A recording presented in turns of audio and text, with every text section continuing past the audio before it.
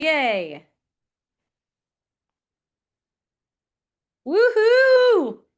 Aloha and welcome to Wisdom Dialogues with Hope Johnson, coming to you from Sedona, Arizona. Yay! If you're watching on a video, you can see the background. Is that from Sedona or somewhere else? Somewhere else. It's somewhere else. Oh, it's from Utah. Apparently, I was over there this weekend. So, yeah, accessing your relationship with union. That's the key. It's accessing that relationship within all illusions. You don't need to let your energy, psychic energy, you could say, get entangled in the illusion. Thomas is laughing about that because, okay, little story. We went camping this weekend and we went to a very cold, cold place. And when I'm in a cold place, apparently I feel cold. I know I'm projecting it, but still it's persistent. So what happens is I end up putting on a cap and wearing something. And I ended up with all my hair, I have pretty long hair like this. And I ended up with all my hair just matted around, like dreadlocked around my neck like a collar. Like it was short hair and like it was a collar. It was badass. It was definitely keeping me warm. It was doing that. And it seemed like these tangles, like they weren't even tangles. It was like one big dreadlock. Okay.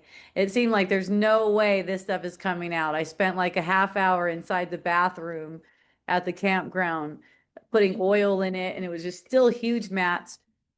So I got it to where I could at least put it in a ponytail. It was so intense, like it couldn't go in a ponytail. So I got it to where I could at least wear it in a ponytail.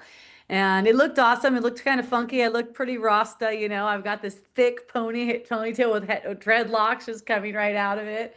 And I was smoking spliffs too, so that was a good combo. So so it was fun, noticing how the mind might move to get upset about things that are going on in the field. Like at one point there was a moment where I just felt this sense of dread that I'm looking around and other people have normal ass hair. What the heck happened to mine? why does why does mine do that whenever I try to go hiking or camping in the cold, Like but that's what I mean about the thoughts of the world. They come up in all different kinds of ways. So I'm just giving you a really, a simple example of how it comes up. Like, and if it goes unnoticed, it'll ruin your day and it'll ruin your relationships if it goes unnoticed. So it's important to be kind of like on watch, watchful for where your energy is being pulled. It's not like being hard or anything with it. It's super gentle. You want to be feeling happy and energetic and free. You're not trying to make yourself feel like you're trapped or, this is going to affect how you feel. You're always in command of how you feel. So you're always the one choosing how you feel. So to not let something like this bring me down is really just to notice the thought processes that arise. A thought might come up and say, fuck this, I am never going camping again, right? These thoughts, they're not personal. So it doesn't really matter. It doesn't mean anything. It's just a matter of noticing that these are habitual thoughts that kind of like give you a nervous system trigger that makes a nervous system reaction like something's wrong, like it's not good enough. And you have complete command over that because you decide whether or not that thought is even meaningful to you. So for me, I just noticed that it's a gift. For one, it's a gift. Everything's a gift. Everything is bringing forth what needs to be unwound, undone. So, in recognizing that, I can just listen to the Holy Spirit. You could say, listen to the voice for joy, right? It speaks to joy, even as far as what to do about it. At first it was just like, oh, there's nothing to really do about this. Get warm. It's fucking cold out here. It got to 28 degrees apparently. So, so like, don't worry about your fucking hair. Get warm. Do your shivering or whatever you need to do, right? So I just find myself not doing anything. And then about that, anyways. And then as my friends are packing up, I could tell they don't really need me to help them pack up, right? So I'm going, hey, I'm going to head over to the bathroom and try brushing my hair for a while. And so then that's the moment where and all the moments just flow super simply. Once I get my hair in a ponytail, it's just like, oh, now I don't need to do anything else about it. I just wear it in a ponytail.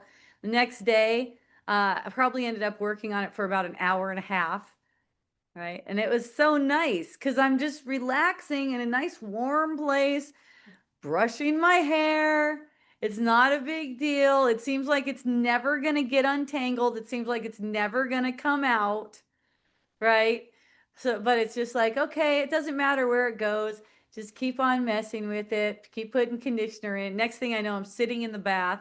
I just have conditioner going and brushing it while I'm in the bath. I'm like, this is pretty relaxing. It's like just enjoying the process. And you can see it looks fabulous. No more. There's no more dreadlocks. If you're on the video with me, you can see anyways.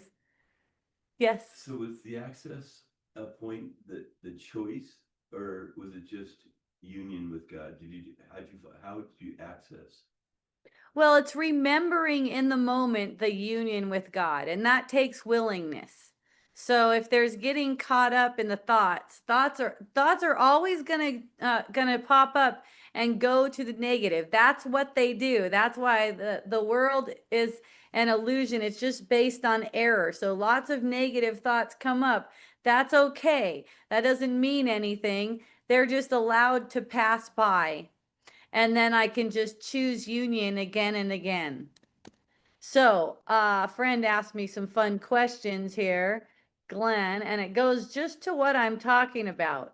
There's truly only union. That's why if you're not choosing union, if you're not willing for union, you're just dreaming. Okay? When you're choosing union, that's the realities. Let's see what Glenn had some cool questions. So, if the Holy Spirit is illusory and the doer is also illusory, what is the mechanism and purpose of asking for spirit guidance prior to making an apparent decision from illusory self? The mechanism is the mind, the all-powerful mind. So it's an aspect of the all-powerful mind, a sense of self, a son of God, you can say, that believes himself to be a body in an illusion. So to believe that is a choice. It's an ongoing choice. You could say it's a choice made in the present moment to believe that. So this is a change. It's like a change of mind. It's a change of direction by the mind. So it's an illusion where it says in the illusion, Holy Spirit, what should I do? That's a symbol of willingness. So it's a symbol of the mind, which is you, the created Son of God, your willingness to see things differently and also to slow things down. You want to slow it way down, right? You don't want to be in a hurry to do anything. You don't want to be in a hurry to think anything, even because the one who speaks first is the ego. The Holy Spirit speaks second, okay? You program the ego to be loud and right up front and like kind of anxious, okay? So, yes, the illusory self apparently asks for Holy Spirit guidance, but that's a symbol of willingness, of the mind's willingness. You could say that's the eye of awareness that chooses truth over illusion. Yeah. Okay, if the illusory self bases its decisions, guided by the Holy Spirit, on a feeling of joy and inspiration in the moment, how would this not be more of the same illusory ego self? Well, okay, see the difference between inspiration and something that the ego wants. So, inspiration for the mind itself isn't tied to an outcome. It's just the inspiration of doing it. Like, for instance, when it came time for me to brush my hair, there was inspiration to brush my hair, not because I was sure that the outcome would be that the dreadlocks would come out of my hair. I wasn't sure about that. I wasn't sure that the dreadlocks would come out of my hair. I mean, I could picture that my hair looking silky smooth and awesome just like it does right now. but but see, it's a matter of enjoying that idea, enjoying that idea. Everything's an idea. So it's just a matter of enjoying the idea without attaching to the outcome. See what I mean? Like, I can enjoy the idea. Also, a thought crossed my mind. Hey, you know what? I might be calling a hairdresser and seeing if I can get a cute little pixie haircut too. Yeah, right? And then a thought arises that says, no, maybe that'll make you look bad. You might not look that good in that hair. And you know what? All these things, they just pass through like a parade. When you watch them and you're recognizing that none of them are you, it's just a story playing out. Your feeling, your sense of feeling doesn't get pulled without your authority. See? If you're always projecting how you feel, it's like taking your responsibility back to what you're doing. You're always projecting how you feel. So if you're believing a thought that says anything can go wrong about this, that's affecting how you feel. That's affecting your vibration. There's just no outcome that's wrong for me. That's the thing. I mean, geez, if I was bald tomorrow, I would still be having a good ass time with it, you know? That's the thing. It's like, will you play with whatever it is? Would you be willing to play with it? Being playful with it actually means willing with God. That's God's will for you to not be afraid of it.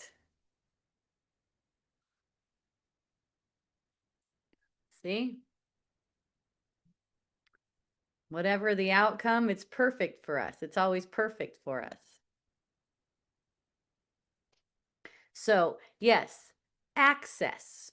That seems to be what people are going, I don't have access because I have this upset feeling. I believe this is what's going on, right? Since I have this sense right now that I'm angry, that means I don't have access. I got to find a way to get out of the anger to have access. You don't have to get out of the anger. That's not it. Look at the anger as being helpful, right? Your access is within you. The anger is projected outside of you. It's not hurting you. You get to feel what it feels like. That's what I've called for many, many years, and I think I got it from the presence process for many years ago. The feeling effect.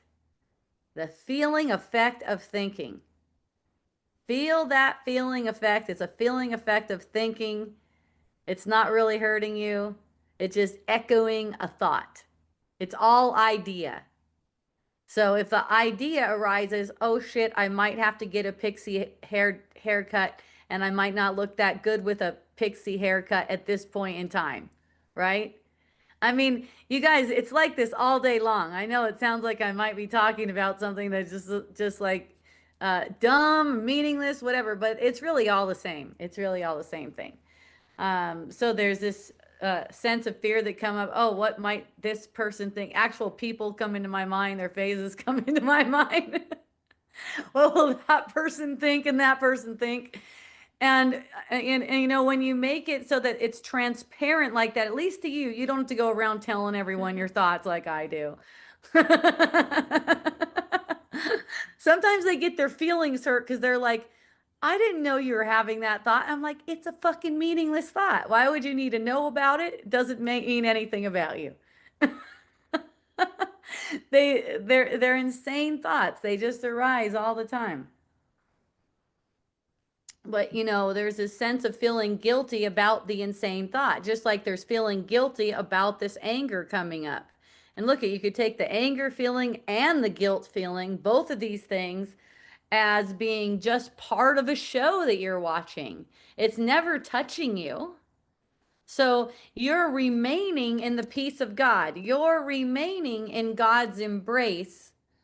You don't have to leave God's embrace just because you're getting the sense that you're angry. That doesn't make any sense. The whole purpose that you're getting the sense that you're angry is so you can demonstrate to your mind that anger doesn't touch you. Right? This is how you can finally see, too, that there's no justification for anger. When you see there's no justification for anger, it's not the same when anger arises for you. It's a blessing to see that it can be useful in the moment. That's the access. That's the access to the truth. You're feeling the effect of this thought that's not meaningful. And when you're feeling that effect, also being in the arms of love, staying in the arms of love. This means never coming out of it to say, I wish I wasn't like that last night, for instance. It's like, man, you don't have to revert on anything that you seem to have done. In this state, you're aware that everything that you seem to do is 100% helpful 100% of the time.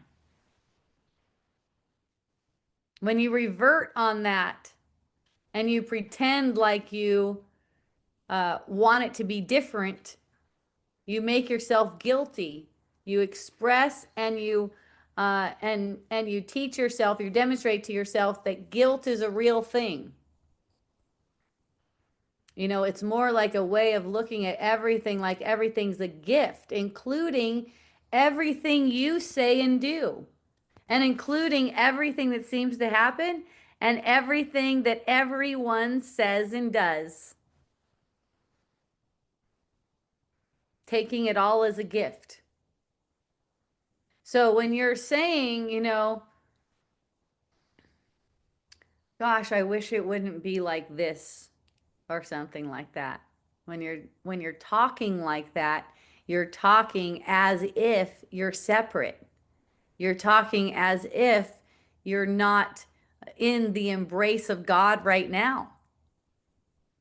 You know, everything can be recognized and witnessed with the sense of awe. It's so nice that it's all happening for me this way. It's so beautiful how all of these ideas just kind of coagulated into this form and made this perfect moment just for me.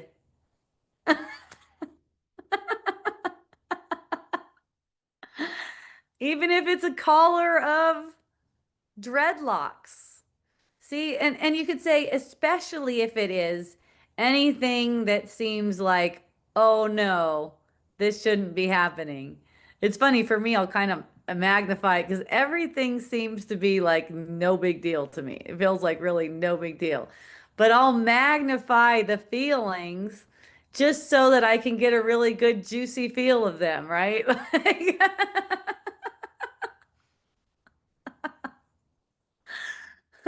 I'll magnify whatever whatever ego voice comes up.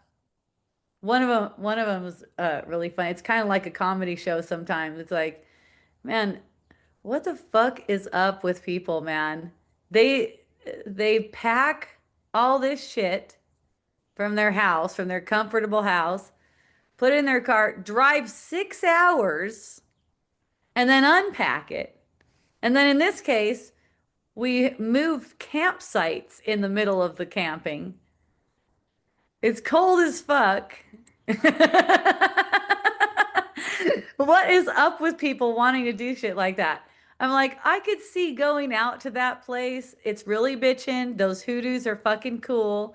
Um, they actually have hotels where you could stay right around there. Or you can rent a trailer or something. But anyways, that's what I mean. Like those thoughts, it's a comedy show. It doesn't really mean anything. This is like one perspective, one perspective on life. You could say one personality, and it just really doesn't mean anything in truth. So it's like you don't have to identify with those thoughts. They're fun to be comical and stuff like that. They're fun and funny. But it's not like there's someone here to identify with those thoughts as if that's really a thing, because it's all just a play anyways arising. And when it seems like, man, I can't believe all these what the fuck is up with these people? Like, how do they live? Why do they want to live like that? Why do they want to go out and rough it for a couple days? Be all cold. All right. So when you see that, you don't end up in a complaining state of mind. It's just showing as comedy, it's comical, right? So then it's not a complaining state of mind. It's the not identifying with it. It's not trying to shut it out. It's not trying to say, I'm a bad person because I think of it this way. No, it's nothing like that. It's a show playing. If someone asks me, Hope, why do you think like that? It's like, I don't know. I'm watching a play. I'm watching a play. I'm sharing these thoughts with you, and you're perceiving them. And man, originally they were shared to me.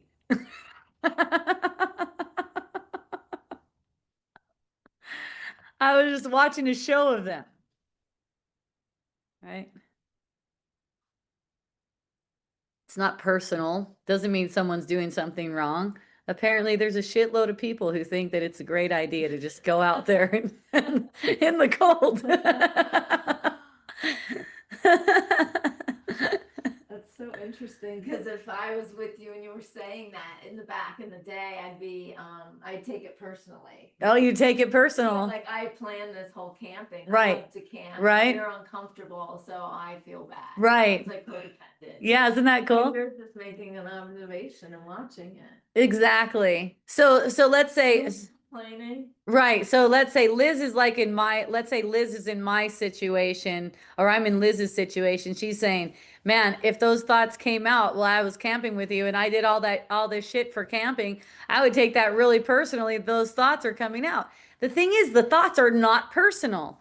So it's like I'm not identifying with those thoughts, right? So I'm able to enjoy the time I'm having with my friends out there. I'm able to have a good ass time. That's the thing. That's the whole point, right?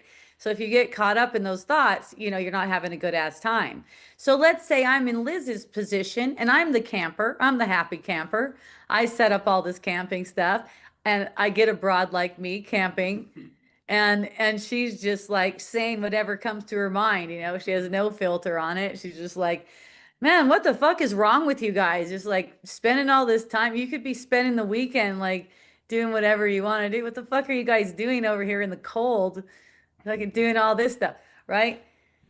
For me, if I was in the position where like I was the camper and that person was saying that stuff to me, I'd see it as a call for love. Like obviously they don't know how to be detached from the thoughts that make them feel upset. So then they can't have a good ass time, right? I want people around me to be having a good ass time. So I'm just going to go, oh, that's fucking awesome.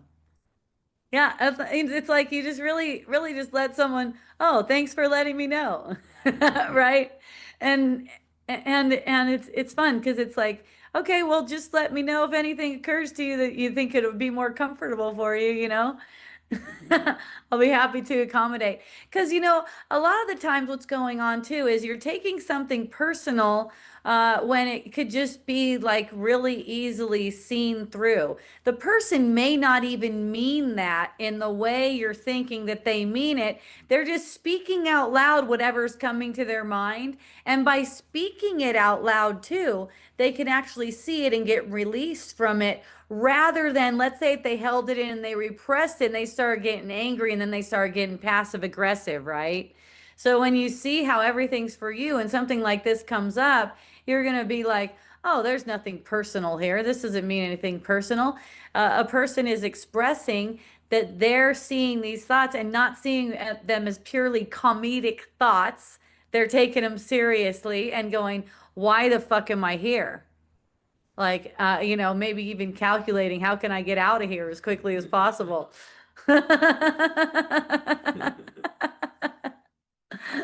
Yeah. Okay, let's see. I got a question. Okay. Oh, yeah. Hooray, Glenn. I'm so glad you asked those questions and let me know if there's anything else. Etame, my love. When I feel obligated to do things that I really don't want to do, how can I bring this to a good place within myself? I'm having a hard time with this recently. That's a beautiful question. One of my favorites. Okay. Yes. Okay, obligated. So that's a habit. We've been habituated to being obligated to do certain things. It's not a reality at all. So, in the moment where you get the sense that you're obligated, that's when to access the reality. First of all, it needs to be accepted that you projected this obligation. I projected this obligation and it's perfect for me right now. See that? So now you're not afraid. I projected this. Now you're not afraid of the obligation. You put it there and you can go forward without fear, right? And so then you want to access the truth about yourself right now, felt reaction in the body's energy field, felt response to this love coming in, right? You want to feel that access. This is the embrace right now, God's embrace, right? You made the obligation up. It's okay. You accept that. How can I see clearly? And that's where you just watch. Notice how you feel and let your feeling be uplifted. And when it's uplifted, then you get a sense of you're above the obligation, you're above the projected obligation. And then keep on listening to the Holy Spirit about what to do. You do not need to move off of obligation. You can wait for inspiration. This is a matter of just waiting for that voice, waiting for it in the sense that it's a feeling sense too. It's just being moved to what it's time to do. Okay. And I've worked with this kind of stuff a lot.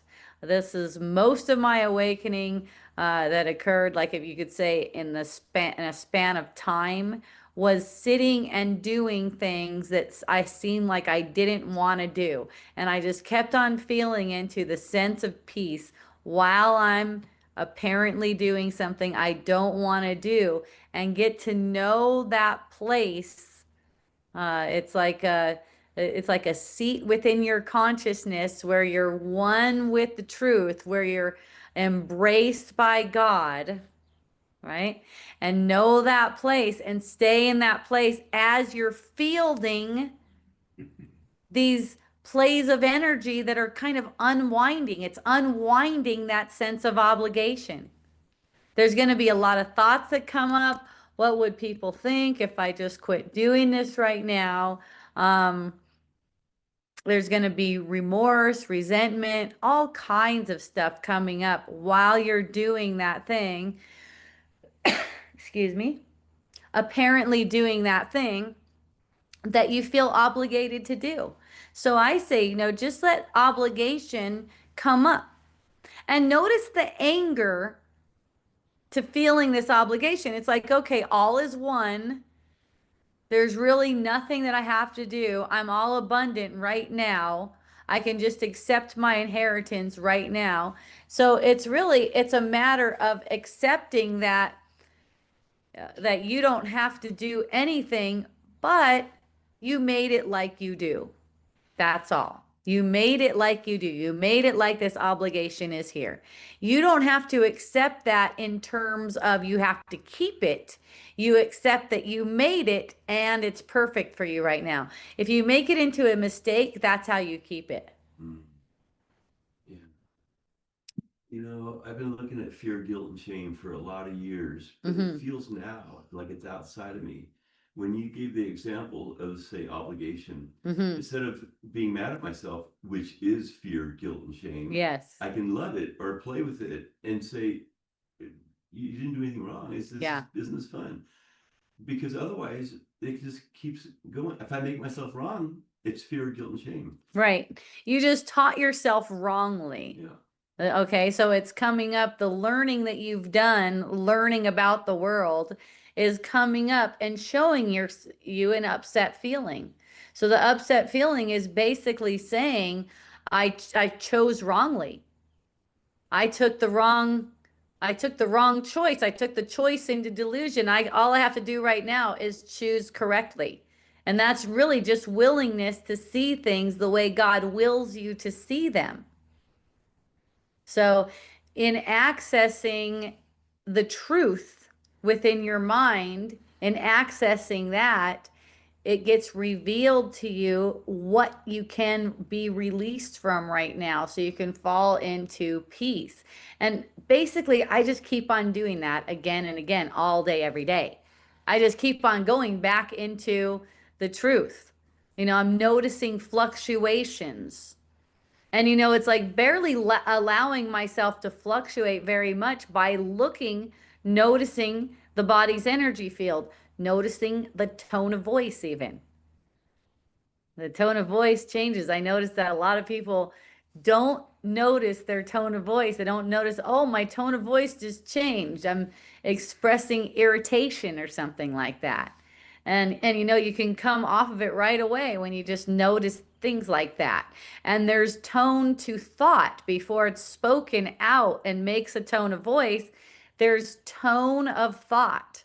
So you don't have to listen to any tone that isn't serving you. You don't have to listen to it as if it's you, as if it's saying anything meaningful, right? It's kind of like a comedy guy. It's always got something, it's always got some problem, right?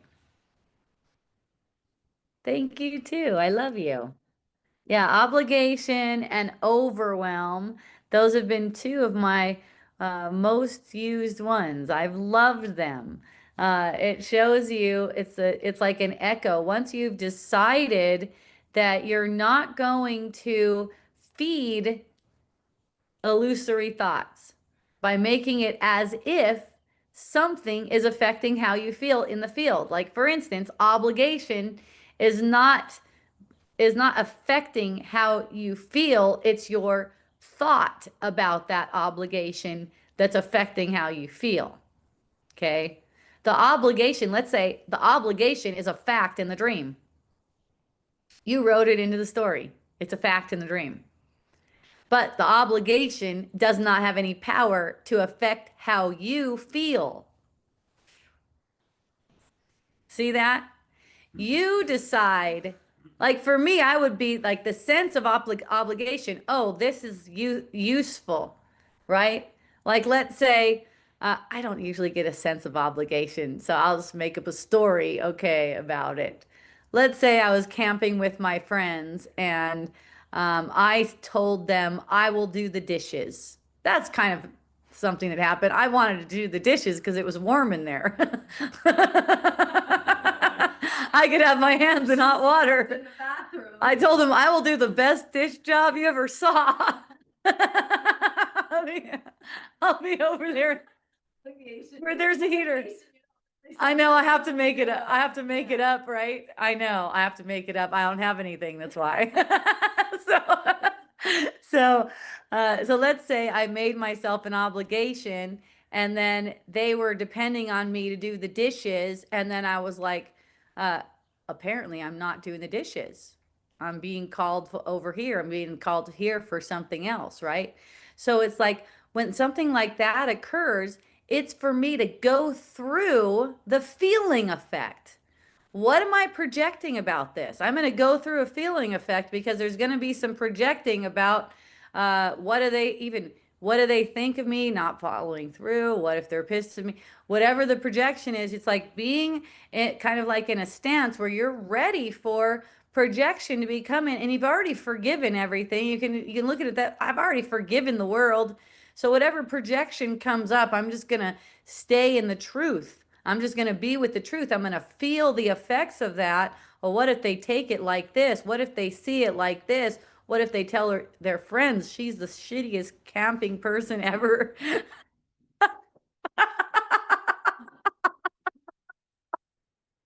Don't bring her on a camping trip. They're hilarious. They're like setting up, and I'm kind of like a cheerleader while they're setting up the camp, right? And then Thomas' friends go, he's you camp much? And I was like, no, I don't. And it's like to me in my mind, it's going, I don't even fucking like camping. What the fuck am I doing here? It's just that I'm laughing at that. So I'm not getting bitchy with my friends. So over time I just see, oh, wow, they're really cool. They help me out with everything. They totally set me up and all that. Um, and not feeling like I'm obligated to do anything in any way like that. Um, and playing with everything. Of course, people are going to make comments when they see me at a campground. Holy shit, man. I'm like kind of like barely making it. I'm like pacing all over the place to keep warm and stuff. But I'm having a great time doing it. She got all her designer clothes on, like these expensive clothing. I had some designer clothes on. Yeah. I'm glad you liked my clothes. He told me how great I looked too while I was camping and hiking. That's important to me. That's why it wasn't warm. I had warm stuff going though. Really warm. So can I speak on the obligation? Okay, hold on just a second because Etta May has her hand up and I already took her on the thing here, but yes, I'll get to you. Etta May, what's happening? Okay, hey, I have a total example of obligation since you can't think of much. Okay, thank you. And I also share your same feelings about camping, and I'm just laughing over here so much. That's so cool. Yeah. And I have an amazing husband who does everything too. So, yeah, if it wasn't for him, I don't know. Yeah. Like he packs Exactly. the car and everything. He knows what we need. He Uh-huh, does all the yeah. food. Yeah. That's the situation I was into. Yeah, it only works if I'm along for the ride, really. Right. Okay, so here's my obligation. Okay. I have this beautiful business that I run from my home, and Mhm. I've been doing it for years. And now, like, my home is a public place couple days a week when my business is here, and then the other days it's not. And I'm an artist, and I love to be messy. Like, I like to have a clean house, but like Uh-huh. I love to like get in my groove, and I'm feeling like resistance to like pulling my life together 2 days a week to like make it presentable for like community to come into. Like Uh-huh. I don't want to clean up my dirty clothes on the floor or whatever the issue is, or fill Yeah. up the water or whatever needs to happen. And I'm just kind of like dragging my feet, and I'm just like, is this a time, like am I moving away from like having a business at my home one day in the future? Or like, I don't know, like I just want to be more free. And I'm just having a lot of obligation around having to pull my life together, like my physical home, and do Uh-huh. a lot of cleaning. So Okay. anyway, I love and it. if I don't do it, then it doesn't work. Like I can't have like my family, we do all our laundry on the weekend, and it's like all over the place on Monday. I teach on Tuesday, Wednesday. So Monday Uh-huh. is like it's I used to love Mondays, but Monday it's like my day of obligation. Like I'm working all day cleaning my house, and I'm just kind of bummed out. And Uh-huh. I'm trying to get to a good place around it. Uh-huh. Every day I'm like Yeah. every week I'm like, okay, this is a new opportunity for me to practice how to, all the things I'm trying to learn. Yes. But it's slow. Yeah, and the point is that in the moment where you find yourself doing all that obligatory stuff on Monday, that you're using it in your mind space. That's what you want to do. It makes everything very purposeful. You're using whatever it is that comes up that tells you, I don't like this, I feel obligated, all those kinds of things. See, because it's only really the ego that cares what the manifestation is. The ego does not trust at all that this thing's totally changeful and totally being manifest off of ideas.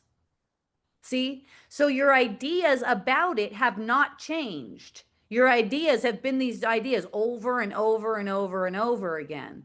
When your ideas about it change, where you're looking at this whole situation as something where you're in relationship with it, and you stay in relationship with union at the same time. So you bring this whole thing, this whole situation about this obligation in to yourself. You feel it in your body's energy field. This is how things truly change. You accept what you made, which is this obligation, and you watch all of your resistance come up as you seem to be doing it. Watch that Hmm. resistance. This is the access right here. The resistance is coming up as a sensation in the body's energy field, and you're staying in truth or moving back to truth, coming back to the truth of it. That's that your perception of this thing is 100% projection. It's a feeling that you get in your nervous system over and over again, and you keep on going for that same feeling again. You don't have to do that. You meet it from the place of completeness, which is where you always are. Thank you. I'm working on this every week. I get a week after week, I get a new opportunity. Yeah, be happy about it too, because it might seem to be going slow, but it's really not slow in the scheme of things. I mean, it was pretty recently actually where you just decided to turn your mind, right? You just decided to turn your mind and start looking at things really differently. This is a really different way of looking at them, yeah? uh, Hmm. and noticing that you have been trained to see things as a threat, like this thing actually has you trapped, right? That's the training, Hmm. right? So to access the truth within this, you stay in, I'm projecting this, I'm projecting myself trapped. Wow, this is funny. I You like don't this about the talk. grace part. I like this. Thank you. Yay, thank you too. Have fun with it. Thank you. Thank you. I'm having fun. Oops, I disabled it. What did I do? Okay.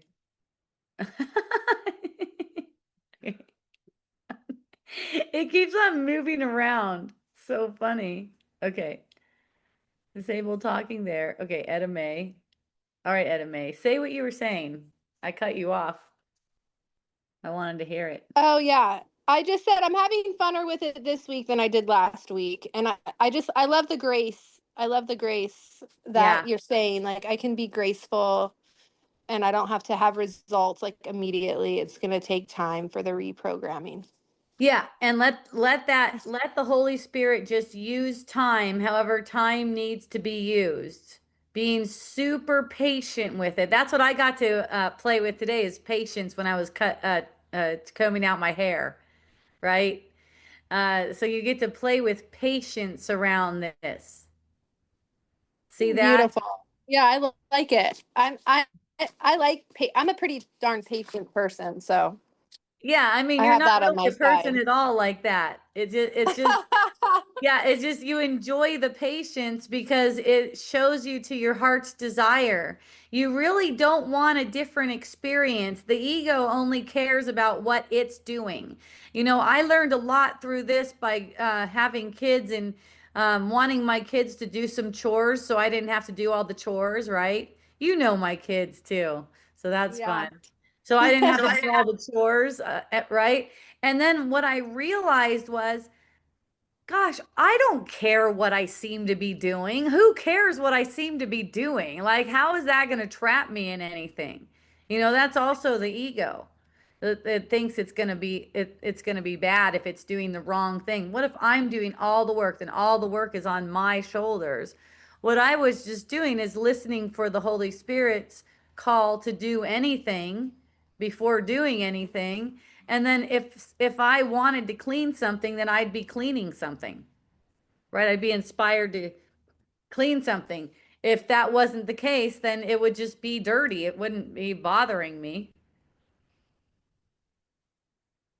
Yeah, I like that. Yeah, and then what I saw was I didn't get the experience of spending all this time cleaning. It just didn't even work out that way because it just wasn't a thing. It wasn't a thing to get upset about. When we add our emotion to it, like let's say, you know, you get this sense that you're obligated and you believe it. That's what's going on. That's what the upset is about. Otherwise, you would not mind doing that stuff. It's just a sense of being obligated that you're believing in. That's hard, right? So when you're not believing in that anymore, a sense of obligation can come up and it's like, oh, all right, cool. I know what to do with this. I just feel it. I let it go straight through my body's energy field and you enjoy it. That's how it is for me. I enjoy it. When it seems like I'm late, when it seems like someone expects something of me. I got a lot of practice with that being married. I was always projecting that my husband expected something from me, right? And I just had so much fun playing with it because I'd see him come up and he'd be like, "Hey, you didn't do that fucking thing." And I was like, "No, I didn't."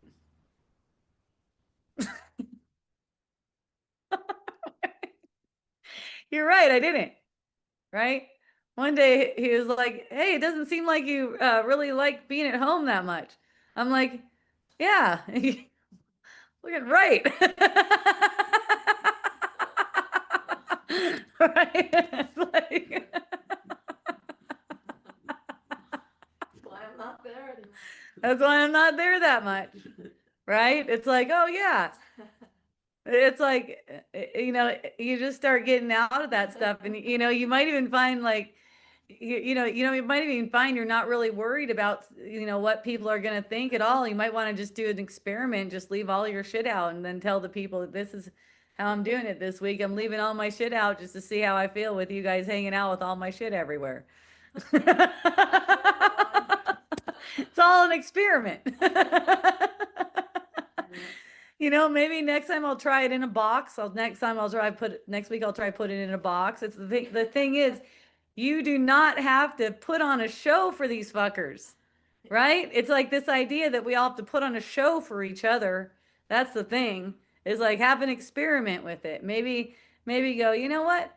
I'm just gonna try. I'm not gonna do people at my house this week. I'm gonna try that and see how it feels. I'm feeling like I like it with no people at my house. I'm gonna try no people at my house, you know. Everyone find a different place to go. I don't know what the situation is. I know you do teaching. She actually taught my son Braun, and maybe Blaze too. I don't know, but she actually taught my son Braun, and they had a great time together. Yeah, wild little fucker, wild little unschool guy. So if it's all an experiment and you can just have fun with everything, you know, you can just notice, oh gosh, I'm getting a sense like I don't want to do this. For me, it was my essential oil business. There is work in the essential oil business that was technical work. And I got the sense that I was obligated. There's no one else who can do it. And I just used that over and over again. And it did seem to take some time to see through it. I don't know how many years that was. It was probably quite a few years. But as each one of us goes through and we break these cycles, it makes it easier for other people to do it too. Even if they don't know us, just because they're on the verge of going to that. So I started to go, okay, I'm projecting this feeling. I don't really have to be here. And at first, the feelings and the thoughts were really, really loud. It was like, for one thing, it was like, fuck that husband that doesn't want to support me. So I have to end up doing all this shit. Right. And that's also scarcity consciousness because it's as if there's not enough, right? And it's as if someone has to work for it. Someone has to earn it, right? Our abundance is not something that's earned at all. This is something that we learned. So eventually I started to see, oh, I don't have to really do any of this stuff at all. I really don't need to be doing any of this stuff. It doesn't make any sense. So I just let my husband know I'm not going to be doing it anymore. I'm going to go. I think maybe I gave like a 2 month notice or something. I said, after this 2 months, you got to learn from me because I'm going to leave. I'm going to go on my ministry. I'm not going to be here. Got to learn how to run it because I'm not going to be doing it anymore. And that, that just came up after some years of doing, apparently doing what I was obligated to do, but what I didn't really want to do, right? Apparently. So by going through it, though, I kept on demonstrating to my mind that nothing was really happening. I was just in a dream. I was just projecting that something was wrong. All right, here's a friend with a message. I've been in severe physical pain for a long time, specifically in my neck. The last few days have been challenging no matter how much I pray, surrender into it, hand it over to the Holy Spirit, or see it as not real. I am still in pain. I don't want to resort to pain pills to alleviate the pain, but it gets so bad sometimes I can't bear it. I would rather heal and transform the pain into love and be free from it. All of this is easier said than done. What is the best way to handle physical pain? Well, first, you could take whatever kind of medicine you want. I mean, for me, I would just be doing ganja. I would not be doing any kind of pain pills, but everyone has their own thing, I would be getting edibles when something like that is going on. And, that's magic. It's temporary. It's not going to be healing the cause of the pain. And at the same time, you don't have to be suffering. That's the thing. So number one is allow yourself to be released from pain, even in an illusory sense, because that'll help you actually look at it, okay? And then the way to look at it is pain is fear. It's always a manifestation of fear. So there's a fearful thought that you're taking is true. You do weed and it doesn't help. Did you do edibles though? Because you may be talking about smoking weed. That's very different. You can try edibles. None of it really does anything. Your mind is actually using it as a permission slip. Okay, and edibles too. Okay. Your mind would actually be using anything as a permission slip. So if you're saying you're doing edibles and you're still in a shitload of pain, it's a major alarm. The mind is trying to get your attention. It's a major alarm. It's like you really want to see through this fear thought, whatever it is that's making physical pain, okay? It's the only thing that makes physical pain. It's defensiveness against the truth, okay? So, you know, there's some people that look up, they want to go. I think Thomas might be doing this right now, is what I'm saying. He's going to look up the neck to see what's behind the neck. And, you can play around with shit like that too. But really, it's all symbolic. So if there's any pain anywhere, it's a fearful thought.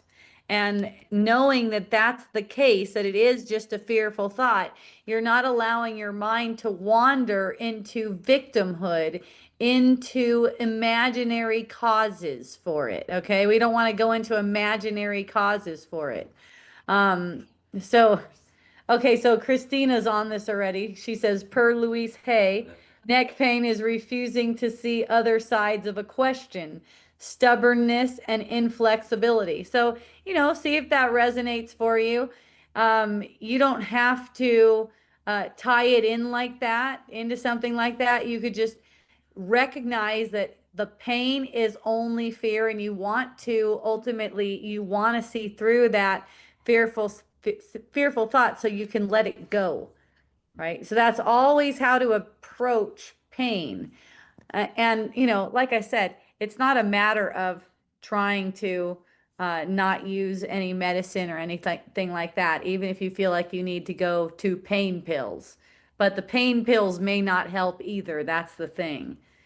Since it's all coming from your mind, and these are permission slips, you can look at it like that. Yes, Yeah, my I darling. mean, like what you said, it's always fear. Mm-hmm. So a book like the Louise Hay book, it lets you get more specific about the fear. If Mm-hmm. it's lodging our body in a certain place, then the specific fear, in this case, might be inflexibility, in Mm-hmm. which case you get to say, oh, how am I being inflexible? And then if you notice something in there, it's still fear-based, and you can let fear go. Right. It's recognizing that you're holding on to something that's projecting the pain. You're just holding on to something projecting the pain. And yes, I read the book. I think it does have to do with emotions, but it still doesn't help the physical pain. I'm trying everything to transform it. Yeah, so it may not help the physical pain at all. That's not the purpose of getting the miracle, to help the physical pain. It actually isn't. You want the miracle because it establishes that you're dreaming a dream and its content isn't true. The whole reason that pain is coming up is so that you can establish that in your mind. It's not so that you can get free from the pain, actually. The being free from the pain is just the natural effect of the miracle taking place. See? But it may not show up as being released from pain right away. See, it may not show up as that physical release right away. But when you're released from the idea that this pain is caused by anything but your own mind, you start to experiencing it more like sensation. That's not that's not labeled as pain. It's just sensation, right? I mean, you know, you're talking about what, a pain in the neck, right? So, you know, people also go through childbirth and don't experience pain, and their whole lower freaking part is opening up. They're not even on any ganja or anything. We're just only just projecting our own pain. There's not really a cause for it except for a fearful thought being taken as true. That's all it is. And if that resonates with you, what Louise Hay says about it, that works, whatever it is, to see any kind of thoughts that are holding you to this pain. Basically, it's mental pain. Yes. So even if there's some childhood trauma that we relate to blocking the throat chakra causing neck pain, it's still a fearful thought I have about that. Right. Okay. Yeah. So if you go, okay, let's say you find out it's this inflexibility. It's like if you're willing to see that you don't need to hold that, it's not necessary. That's what's important, right? So it's like I don't need to hold this inflexibility that's basically control, right? It's basically trying to control the situation. Oh, I don't need to hold that anymore. Then you're released from that thought. Okay. So that'd be definition of a miracle, the shift in perception. So it's not about the neck pain. It's No, about the perception right. that might be driving it. Yes, the perception shifts.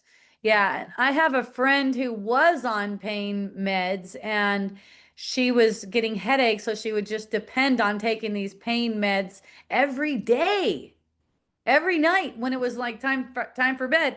And I go, "Hey, that's actually a fearful thought. You don't need to keep on doing the pain meds. You can actually go through it." And she was pissed at me and didn't talk to me for months because it was like I don't understand actual pain. um and then after a while she said maybe there's something to this, because eventually the pills stopped working. So she said maybe there's something to this, and she didn't take pills and sat through the night. And then you start to see, you sit still and you sit quiet and you start to see what's going on in your mind. And then you can see why you're getting any kind of sense of pain. It's even a question for God, like what's really going on with my neck, Lord? Like can you help me see what this is? Help me see this differently. Yeah, you want, whenever you're praying, he's talking about praying now, like asking the Lord, help me see this differently. That's the true prayer, to help me see this differently, not take away my neck pain. God damn it. Lord, please take away my neck pain. That is not Such a it. Big thing. Yeah. It's such a big thing. Right. Sickness, pain, all of it. Yeah, well, fear. Fear is such a big thing. That's true. You know, people are walking around scared as shit.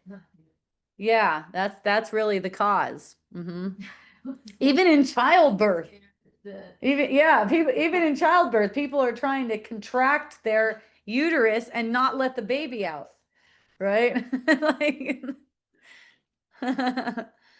Yay. Thank you. Thank you. We have the same, uh, yay. Safe, not Sam. I love how you work through these thoughts. Yay. Okay. All right. Faraday Morgan. What a fun name. I think I'm saying that correctly. Is that, Yeah, thank you. Can you hear me?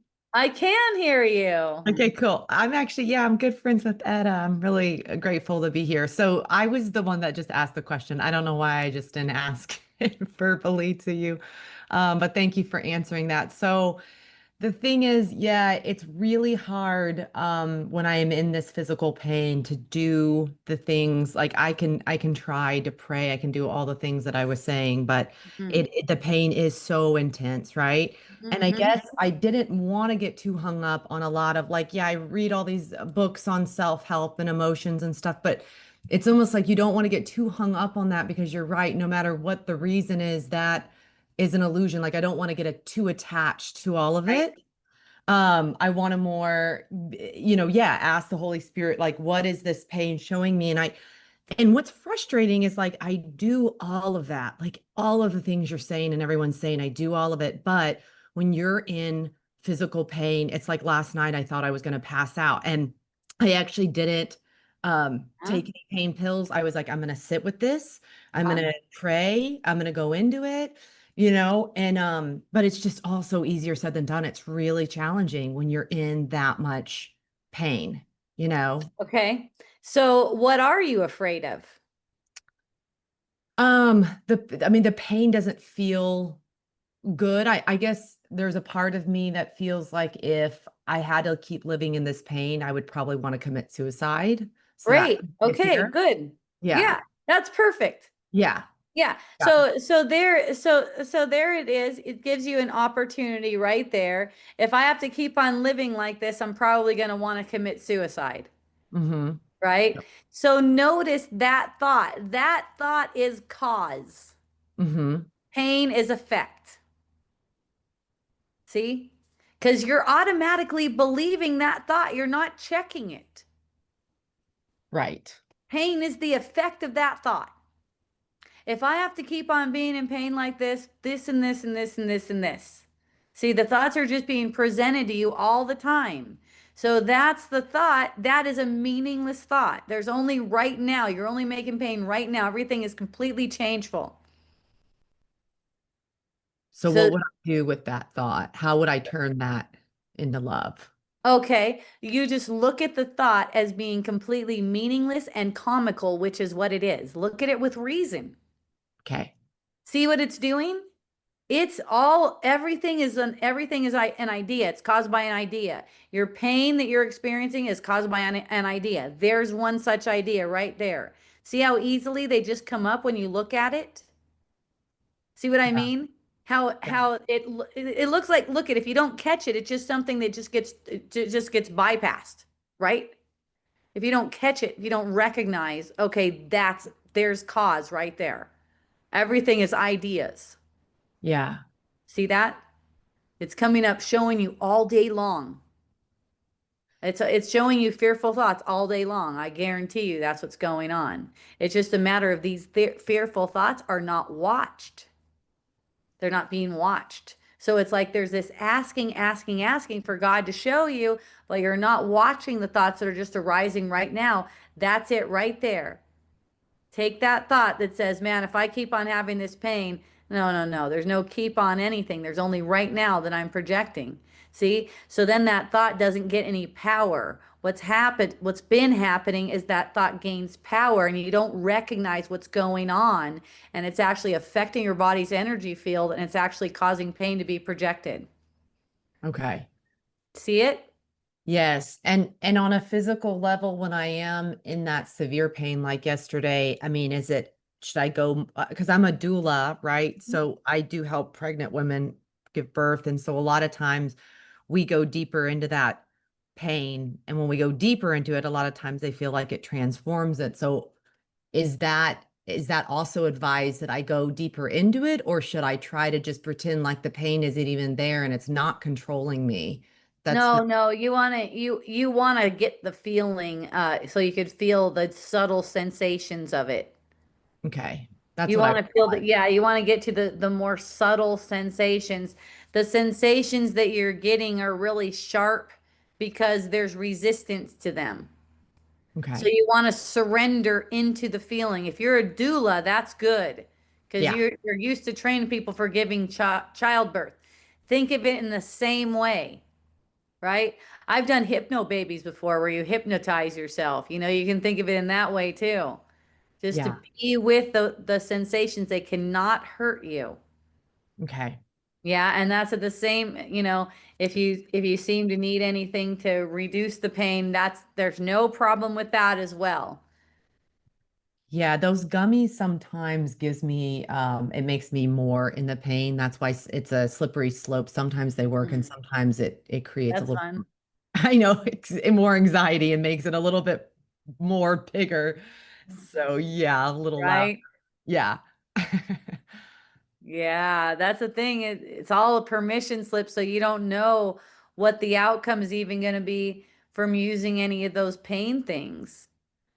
Yeah, Yeah. and I don't use those a lot. I do try to limit that, but yeah, it's just sometimes it's really bad. Yeah. Yeah, you really want to watch your mind, is what you want to do. Okay. Watch your mind and deny any reality to these cause. Recognize that's a cause. There's fear, there's a cause. That's definitely a cause. So when you recognize that, and the miracle again, it establishes that you're dreaming a dream and none of its contents is true. See that? Yeah. So it's like in light of that thought, in the face of that thought, you're dreaming a dream and none of its content is true. That takes all the meaning that you gave and the power off of that thought to make pain. Okay. Yeah. Thank you. Awesome. I appreciate that. Yay. I appreciate you. Have fun with it. Awesome. Okay. Okay. Aloha. Aloha. Have fun with your pain. I used to do Korean yoga, and a big part of it was pretty much punching ourselves in the stomach, a bunch of times. And we would chant, I love my pain. I love my pain. I love my pain. Right? Because, in this form of yoga, what they're showing is you're projecting that pain. That's your pain. This isn't really supposed to hurt. The reason why things seem to feel delicate in the abdominal area is from guarding and kind of like trying to protect those organs from being exposed. And it's really, the body is so symbolic. It's just the mind made into form. So there's all this guarding and holding and trying to protect against the pain. So in this Korean yoga where we just punch ourselves they call it the dantian, it's the area between the belly button and the perineum.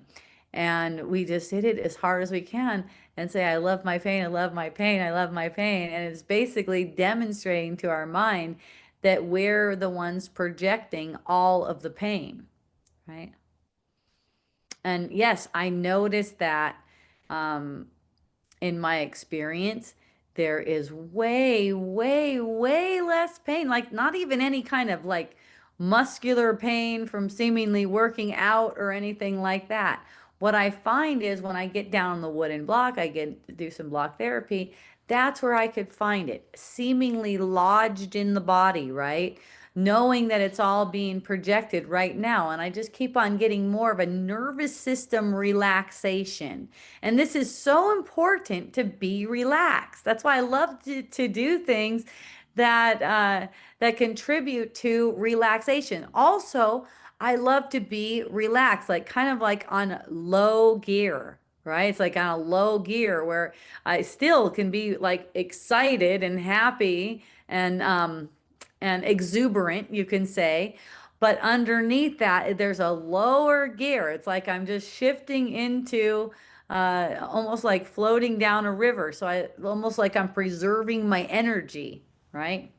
So I'm not spending all my energy on these mind tricks that are making things, oh no, it's this, and what about this? And, just kind of like shift into a calm, uh, kind of like low gear where you're really watchful about your thoughts.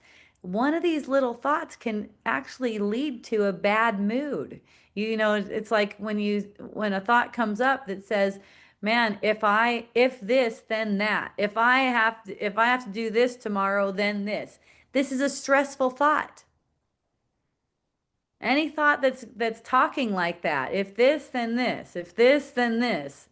You know, living right now is just being clear that all of these thoughts are just part of a play. They don't really mean anything. There's nothing there.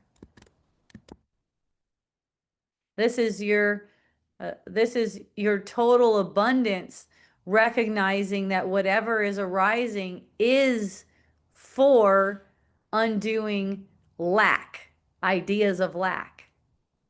See? It's like as if this thing happened, if this happens and this happens. If I don't get this money, then I'm going to do this over here. It's like you just smile at a thought like that because you don't have to do anything about that. When the moment comes where you're moving money, it's just allowed to be coming on inspiration, right? If you look at the thoughts that circulate the mind over and over again, there'll be thoughts like this. If this happens, then this. If I get, for instance, if the knots don't come out of my hair, I'm going to have the pixie haircut, right? When you look at those thoughts as not being meaningful at all, then they don't drag you into some bad mood or hoping for some outcome in the world. I haven't hoped for an outcome in the world, and I don't know how long, maybe many years. That like I have not been like sincerely hoping that something goes a certain way in the world because it just doesn't make any sense to me. It's actually doubt in disguise. It's self-doubt. It's as if something can go a way that's not 100% beneficial.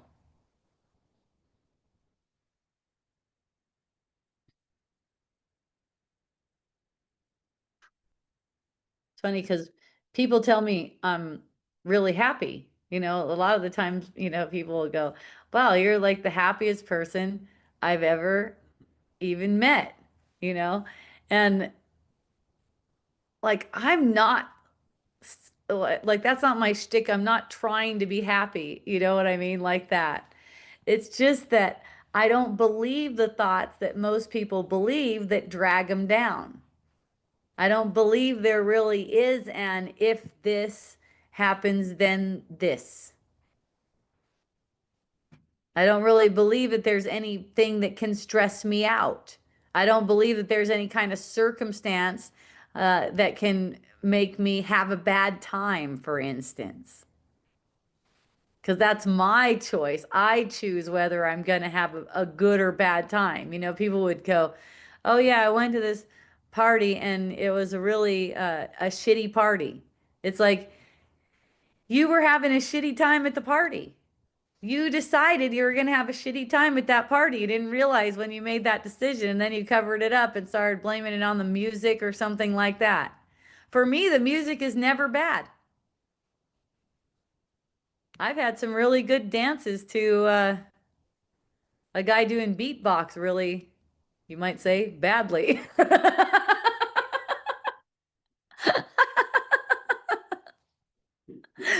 Even when it's bad, it's not bad. It's like, hey, this food is shit. What a great time. You know, you could actually give an honest review and be having a good time at the same time. Okay. Christine said, I saw a picture of you with a pixie haircut on Saturday. You were at Tin Shack. I'm so glad the angles came out. Oh, the tangles, you mean? Yeah. Oh, yeah. I have had a cute pixie haircut before. You can find those on Facebook. And I'm sure I would look awesome in that too. We'll see what happens. Yeah, when it just doesn't matter to you, it's even like you can go, okay, the cops coming to your window, and you get that sense, you just get kind of like get a rush of information, right? There's a lot of thoughts playing out, like, what if they do this? What are they even busting me for? I wonder if he's gonna beat me with his billy club. I don't know what you guys start thinking. But when you're just willing to feel the sense of togetherness, union, that sense of union, when you're willing to feel the sense of union, it's like the officer walks up to your car and they can feel the sense of union. That's what's going on. That's why, and that's why I get reflections from people that like, stuff like I'm the happiest person, or like my neighbor told me last night when I came home. She's like, I really missed you while you were gone. It just feels really good to me.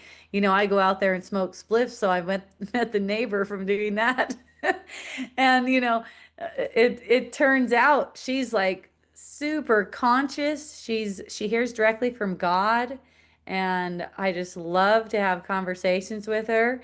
And the sense like that sense like I'm either happy or I'm super uplifting and all that kind of stuff. That's just an effect of me being really easeful with myself, but also super alert, right? I'm aware, I'm watching the mind, I'm actually watching the thought. That's why I can repeat them to you. I'm like, oh yeah, and this showed up, this weird thought showed up, right? And I didn't believe that it was true. But that's the point. We actually have to see it to recognize that it's an untrue thought. That's how it gets purified, and not just for ourselves, but for the whole sonship. These thoughts that are really maybe hard, like the one about suicide, if we recognize that can't affect who I really am, even in that transition, I already saw a perspective shift. Mm-hmm. Because when I saw, oh, that can affect who I truly am, now I am who I truly am. And it shifts everything. Yeah, because you mean the thought about suicide. Well, that's a hard one, but even that, or even suicide itself, can't affect who I truly am. Right. So then I can give myself not just a break, but I can also have a shift of perception just in that second. Yeah. So even if you notice, well, even if I did commit suicide, that wouldn't mean anything anyways. Is that what you're saying? Even if I did that, that wouldn't mean anything anyways. Not an eternal picture. Right, not in the eternal picture. So it's not good or bad, right? It's just you're recognizing this is an ego thought. Obviously, it's going to suicide. That's really easy to see. That's an ego thought. And the thing is not to be afraid of ego thoughts. And I think that's what Thomas is expressing right here. He's like, man, even if it did go to suicide, it wouldn't be a big deal. It's not a big deal. That's, what he's showing here is I'm not afraid of ego thoughts. So what if it did manifest like that too, and that thought is meaningless? I'm not going to let it make me pained anymore. I had a perception when I was still staying in Hawaii, where I went several months where I was only sleeping a couple hours a night. Apparently that has shifted. But there was one point where I was like, holy shit, I'm getting a lot of suicide thoughts. And this is when I was well on my path and seeing things really well, really clearly. And I'm just like, whoa, I'm just getting suicide thoughts now. Okay, well, those don't really mean anything. And just keep on taking them to the truth while I'm continuing. At the time, I was sleeping like 2 hours a night. When I was in Mexico, I was sleeping more like 4 hours a night. Still, there would be thoughts about this being bad. It's not good for aging and everything else, like all these thoughts about. And so just allowing myself to be released from those. At this point, I seem to be sleeping really well, even out there in the campground. I'm just like snoozing it up hard, you know. Things go through cycles like that. But it takes looking at when it's saying, and I didn't do anything to make myself sleep either, you guys. I am not nothing. There's nothing I can point to at all. Okay. It just sometimes it seems to be sleeping. Sometimes it seems to not be sleeping. When thoughts arise that say this not sleeping is bad, that's where I would take it to the truth. And you know, even other people would reflect to you. It's like, wow, well, if you really want to, you know, stay young looking and stuff like that, it's really important that you get 8 hours of sleep. And here I am sleeping 2 hours, right? And I'm going, okay, I'm just not going to believe in that thought. That's not a thought I'm going to put my energy and attention behind. And yeah, you know, what I'm seeing from like doing beauty treatments like laser. I just got a micro needling machine today. Man, I got that thing in the mail. I'm like, oh yeah, I'm gonna have some fun with this. It actually injects these things like hyaluronic acid and different stuff right into the skin through the needles, right, that you're micro needling with. So I am playing with all this stuff, knowing that it is a permission slip. So when I get benefits where it seems like I got benefits, and I've experienced apparently a lot of benefits since I started playing with this kind of stuff. When I perceive benefits, those benefits that I'm perceiving are actually an effect of my willingness to see abundance rather than lack. That's really what it is. It's not that anything has power to affect anything positive or negatively. But watching my mind, because when my mind gets tricked into believing that one of these things have an effect, immediately what happens is it goes to, okay, well, smoking spliffs is pretty fucking aging. So it's like whenever we give power to any illusion in the field to be either good or bad for us, it increases our believing in things having an effect on us at all. And believing that things have an effect on us at all is basically murder. It's basically murder. It's aging and it's deteriorating the body. So the only thing that can deteriorate the body, it can't really be deteriorated because it's a projection, but the only way it can reflect as if it is deteriorating is resistance. That's the only thing. And what happens is we resist the thoughts. Rather than letting the thoughts pass through us, we resist the thoughts. This is notwithstanding anything that you can seem to do in the field of illusion as far as any kind of exercise, eating program, anything like that. The body is 100% a manifestation of thinking. It's a manifestation of ideas.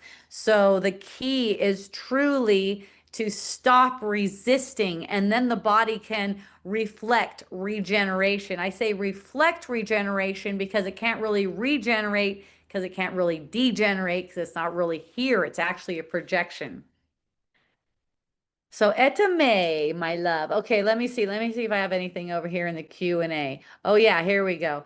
Do you believe, Etame, I'll be with you in a second. Uh, do you believe that if we commit suicide, we reincarnate and have to repeat it all over again? I got the sense that we are repeating the same lifetime millions of times, the same boring ass lifetime until it becomes purposeful, and then it's not boring at all. It's super fun, but it's the same boring ass, meaningless lifetime that is just repeated, repeated, repeated. That's why we get deja vus and stuff like that. It's like, oh, wait a second. There was something I was supposed to see here. I remember this point. There is something to look at here. Um, so do we reincarnate? I see you. Yeah. Do we reincarnate? Well, we don't really have any incarnation. So to say reincarnate, we're not in these bodies. Okay. We don't become carnal, let's say. Um, so That's why I wouldn't want to commit suicide, because I wouldn't want to go through the same lessons and challenging. Okay, so look at this about suicide too. You have no choice whether you would commit suicide. You only have choice whether you would make a suicidal thought true. See? So you don't have to come up with a reason not to commit suicide. Just being, at ease with, okay, I'm watching where my opportunities are. I'm watching where my opportunities are to bring illusions to the truth, kind of like, what can I forgive around here? Right? And you get to a point where you're also done with forgiving things around here, and you're just actively denying reality to the same old things that have been circulating the mind, and continue to circulate the mind. That's where you're really bringing creation in. The creation is coming through the channel of your mind, witnessing in illusions. Okay, one second, Lynn. I'm almost to you. Etame, can you speak more in depth about what it means to bring something to the truth? Oh, thank you too, Etame. Aw, you're such a love. So, what it means to bring something to the truth. So, let's say this thought that says, I don't want to commit suicide because I don't want to go over this again. Bringing it to the truth is just that this thought doesn't mean anything. This thought actually doesn't mean anything. It's speaking like an illusion, right? You bring it to a true thought. This is what you do for a while. It's kind of like how you sort out what's true and what's not. So this one, I don't want to commit suicide because I don't want to have to come back over here again. Okay, you just bring it all to the truth. And in this case, you could say a true thought is really simple. I don't know what anything means. I don't even know what anything means. Like, I'm just here to be love.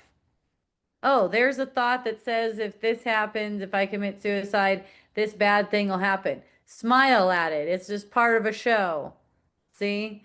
It's like the truth of the matter is, you're the perfect holy Son of God. None of these thoughts touch you. So you just bring that to the truth. See, it's like a thought that says, this is bad, something bad could happen. I don't even want to be doing this. Whatever. A thought occurred to me. I don't even want to fucking be camping. You think I made that thought true? No, I didn't make it true. That's all. I just go, of course I want to be camping. I find myself camping. There's like, or I think I've had my fill of camping for at least 5 years. Did you hear that come out though? No, it didn't come out because I could see it. It doesn't really mean anything. All right. The truth about the thought is it has no roots in reality. That's the truth about the thought. Is the thought just coming from you're uncomfortable because you're cold? So you have to voice something? No, the cold is actually also an effect of an idea. Yeah, the cold is an effect of idea. So it's all ideas. Oh. Right. It's not even cold. Exactly. Just your Yeah. ego wanting you miserable. Yeah, it's just something. Yeah, and it's not even, it's not even personal, right? So noticing that it's not personal, I had a great time camping. I had a great those thoughts didn't get into my camping experience, right? Like, I just had a fucking amazing time.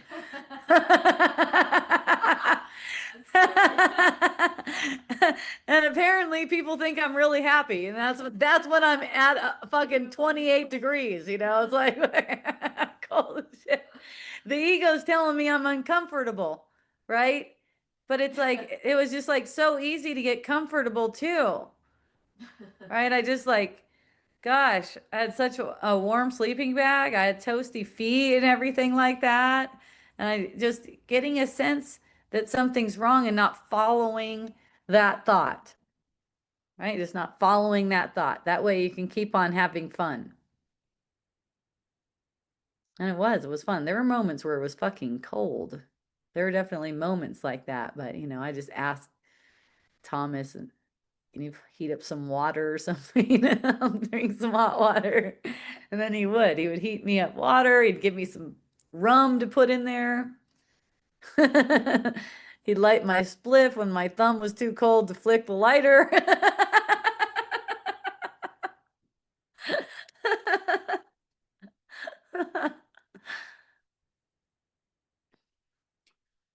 Another example maybe of the good question was how do we bring illusion to truth? Hmm. Well, you like to say it never happened Yeah, because on the eternal level, it's not eternal. right. It didn't happen. Yeah. That's another way of bringing it to truth. Yeah, it only happened as a symbol.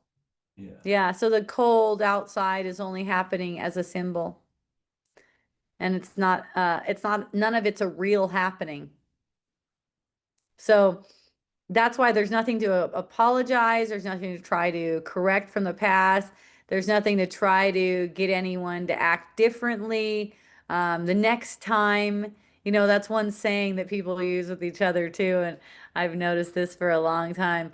Next time, maybe you'll do it like this. It's like, forget those next time thoughts, bring them to the truth. There's no next time. It's right now. All you want is to feel better. And you can use A Course in Miracles. There's 365 lessons with a thought, and you can bring one thought that's an ego thought to the truth to be neutralized in the truth. Okay? One of them is I'm sustained by the love of God. Right? And whatever those thoughts mean to you, that's what really helps because it's more of a feeling sensation. You sense this truth and you bring these illusory thoughts to the truth, which is within you. The illusory thought is projected. The truth is really within you. So you always have the access to the truth. You always have the access to divine union. And so you stay in divine union and let everything else arise. Let these thoughts arise. And they arise within your perception, but in divine union, from divine union. And then you're actually taking perception and you're able to create. This is what's really creative within a dream. It's being able to see past what's blocking creation. Creation is just automatic. That's what you do. That's the loving and being loved. It's not trying to convince someone that you're having a bad time. Did I ever go to you, Lynn? Liz. Liz?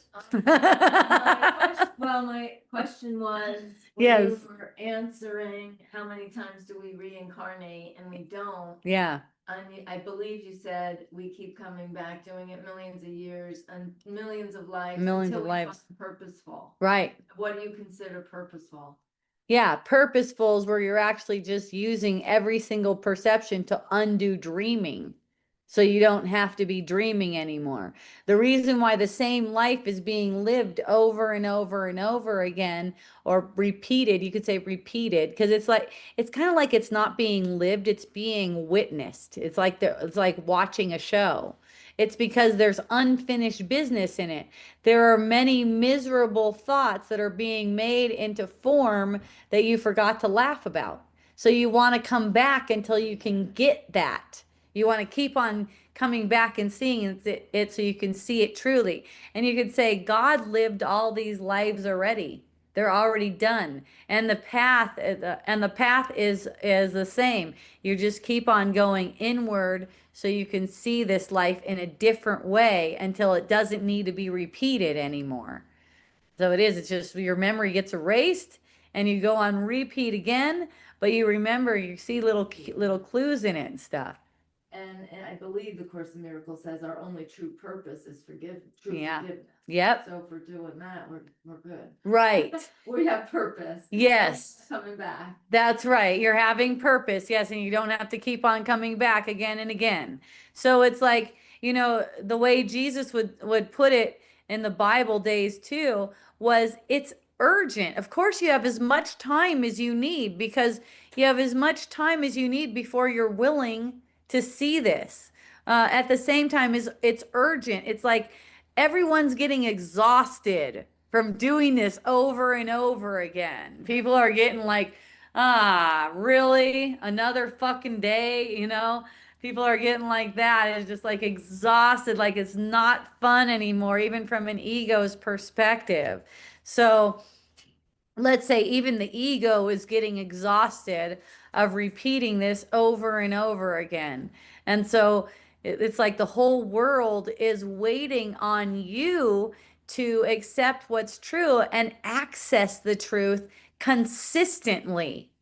Okay. So being inconsistent, let's say being inconsistent, that's where it's like sometimes you see that you have access to the truth, and other times it looks like you don't have access to the truth.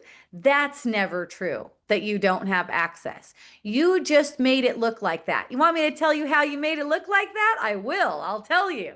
You made it look like that by telling yourself that when you perceive yourself getting angry, frustrated, greedy, anything like that, it's as if you don't have access. That is not true. That emotion, that feeling is not blocking your access.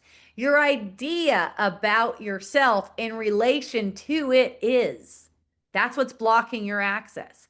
Because you get the sense that you are irritated, let's say. Let's say you're not watching your mind and you get the sense that you're irritated. When your mind perceives that you're irritated, it's automatically calculating that you must not have access to the truth. That's not true. You have access to the truth. You're choosing irritation.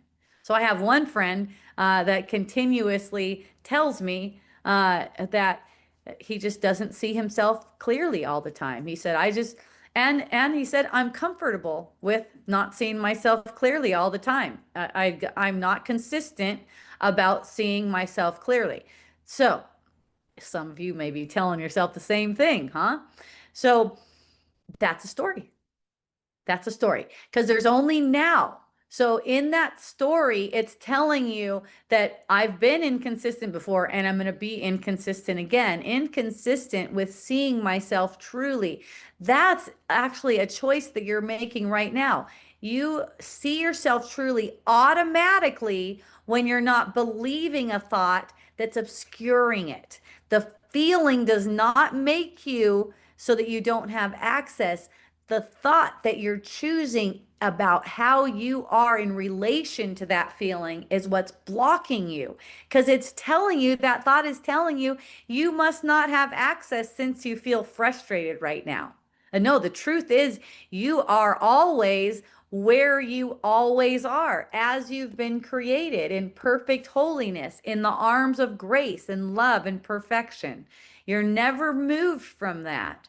The ego will tell you a story about, oh, look at now you feel angry. You've fallen from grace. Do not believe that story. That sense of anger or pain for our friend who's talking about how there's pain, that does not mean that you've fallen from grace. It's your thought about it that says what this means. You don't have to give it that meaning at all. You stay in the arms of grace 100% of the time. You're never gone from that. This is just your choice to make it as if you've fallen from grace by making it as if because you have pain, because you have an upset feeling, because there's anger, anything like that, it means you've fallen from grace. That is not true. You're just believing a thought that's the cause of that feeling. And, this recognizing that you always stay where you've always been allows you to see right through that. Don't make it into a problem. You get a sense that there's anger, good, use that. Okay. One thing Thomas and I were reading about, I think it was today or yesterday, is that we get a sense of anger because we've been taught wrongly, we've been misguided. That's the reason we're angry. We've been misguided. See? So when you recognize this is why I'm angry, I've been misguided. Oh, great. What's the way back to the truth? And then just open up to that. Just open up to what's true. You don't have to settle for any of that. That's why I've been able to just chill in this state of mind now for years. Things can come up that seem like they're hectic. Christine's on here right now. It reminds me of she's giving me an Akashic record and she's like, or an Akashic reading. And she's like, so what question you have? The question that comes up in my mind, why the fuck do I seem to be in love with this immature little dickhead? You know? And I don't mind. I'm having a good ass time. This is the story that seems to be arising, right? It's like, and I'm watching these words coming out of my mouth as they're coming out of my mouth. I don't even know this is what's gonna come up. And then Christine ends up giving me this whole reading based on that, and it ends up with all these different openings and seeings and stuff like that. It's in no way attached to any kind of outcome or anything like that, even getting a better feeling. Because even all the feelings, they're just so playful. They're for the play, they're for seeing more, they're for being in greater degrees and depths of bliss, you could say. Right?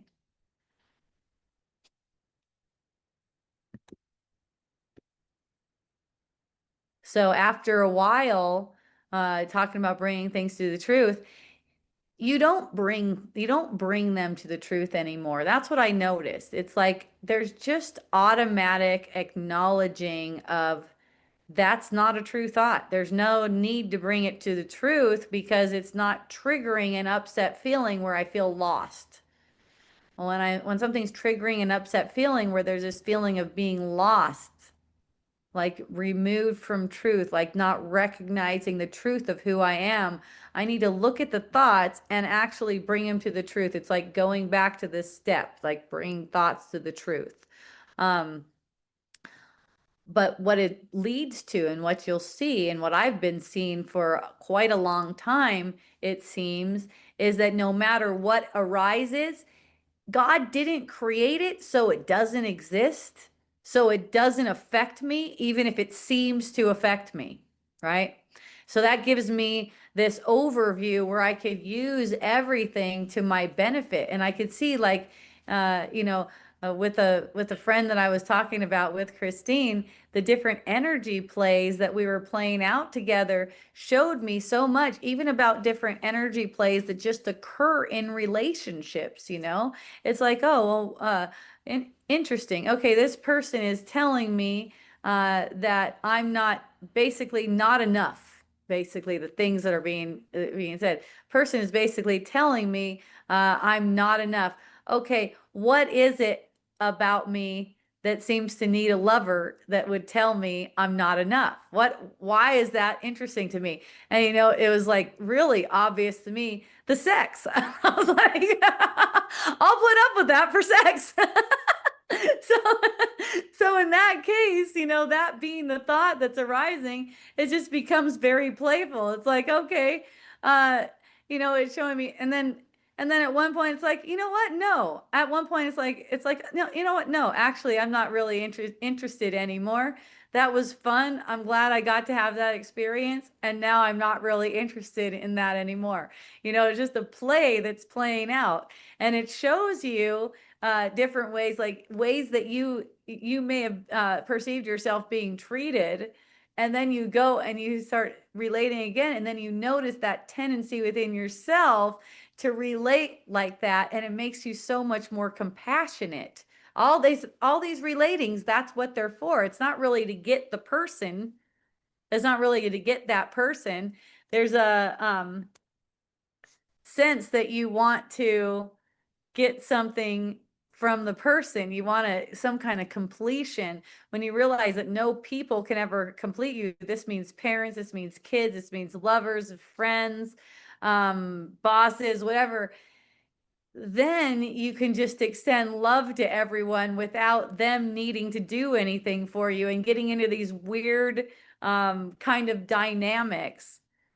So I found myself getting into a weird dynamic where it was just like so obvious. I get a letter from a friend, and it's a letter on WhatsApp, and it's so obvious there's all these manipulation strategies being used in the letter that I'm reading. And I'm reading this letter and I'm going, oh my goodness. and recognizing I'm always perception is projecting. Okay. Recognizing that I'm the one who wrote the letter, actually. I'm the one who actually wrote the letter.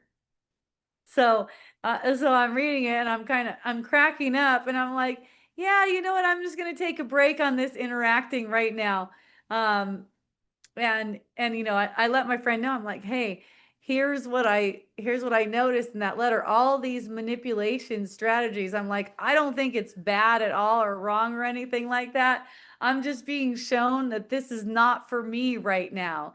And it's funny, it leaves the door open for the person to be like, oh shit, I don't want to be like that either. Thank you for pointing that out. But the experience was, oh shit, I'm just like, I just don't know what I'm doing. I'm just going to step back and not relate, right? So it's just a matter of recognizing that we use these strategies when we feel fearful, right? And so when I perceive someone else using strategies that I'm close with, and I'm noticing and noticing a reaction to those strategies, it's just like, hey, let's just take a break for a little bit. No one's wrong.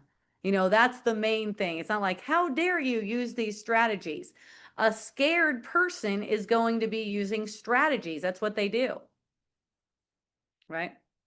So uh, when I saw it, I'm like, oh, that's so awesome. I just don't want to relate through strategies. That's not for me to do. I'm not interested in relating through strategies. And, I've shared something like that with people before, and they've got like, shoot, I don't want to relate with you through strategies. Thanks for pointing that out.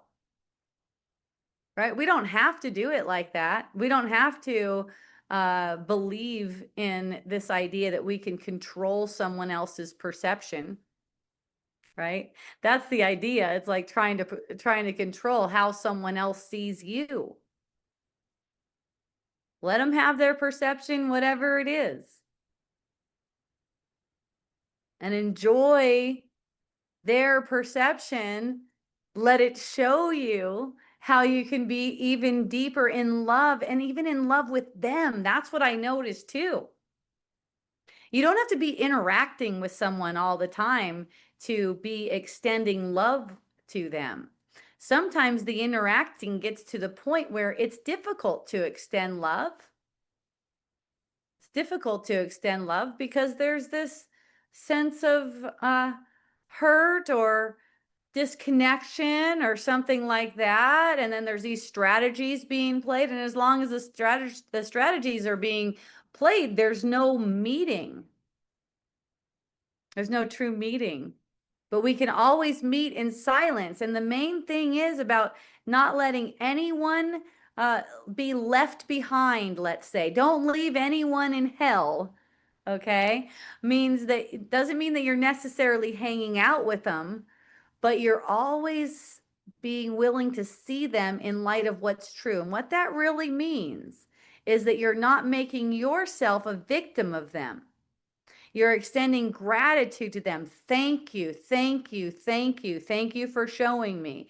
And that doesn't mean, you guys see, I don't sugarcoat the situation. It's just like, hey, this is the play that's playing out.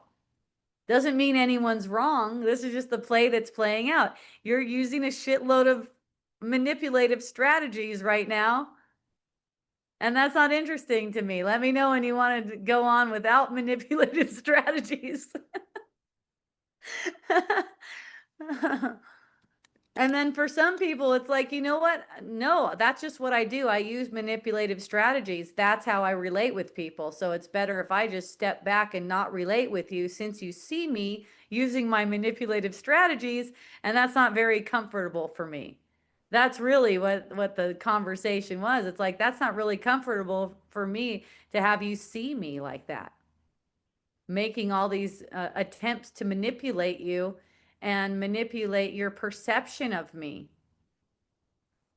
See? And the funny thing about my perception of people, I always see them as a son of God. That's the thing. It's like whatever it is, whatever kind of behavior is going on or anything like that, I take responsibility for that. People are the son of God to me. They show me everything I need to see, and it's all perfect. And when I'm guided away, let's say away from them, not to talk to them, not to hang out with them, anything like that. It doesn't even really look like that. It's just like my energy is being called in different directions, right? It's like, uh, no, that doesn't feel like the calling to me. To hang out with you doesn't feel, I don't feel called to that. I feel called over here to do something like this, right? And for me, I'm always called in joy. It is such trip. It's like the nicest, sweetest arrangements are made for me. It's always this sweetness that calls to me and not this sacrifice. I don't feel self-sacrifice too. Like as if I need to um, hang out somewhere that I might not want to hang out at any time because someone needs me. I need to put myself through something because someone needs me, for instance. See, Obligation. that's obligation again. And as a spiritual teacher too, a lot of the times, what I notice is through, this kind of apparent identity that I've had for many years, is people will use that to tell you that you should be interacting with them because they need you. This is a really big one for spiritual teachers. No one needs you. That's the thing. No one needs you. The Holy Spirit has got it. And that was one strategy this one friend would use too. It's like I've started to see the cycle play out. It's like, oh, but you're the only person who can understand me. You're the only person who has enough sense for me to even relate with. I need you to help me.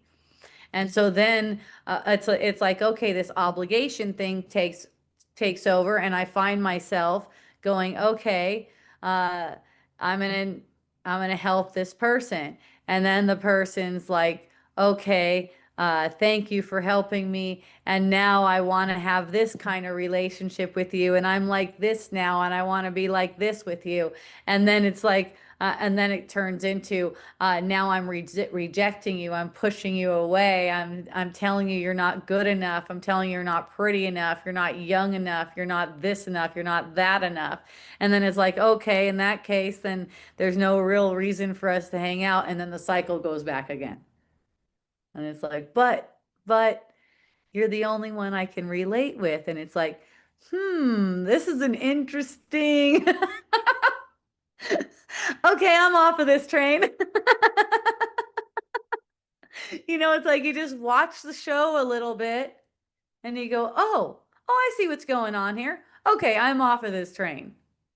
Right? And you can still extend all the love even though you're aware of what play is going on because it's only a play in illusion. And it's like this. Once you're ready to see that you don't have a need for that particular play, then you're not playing it anymore. Not with the next person either. See, the thing about making the person wrong, oh, they treated me like this, blah, blah, blah, is you just manifest the same thing over and over again. But when you're like, oh, I see the game. Okay, no, I don't want to play that game. I don't need that game.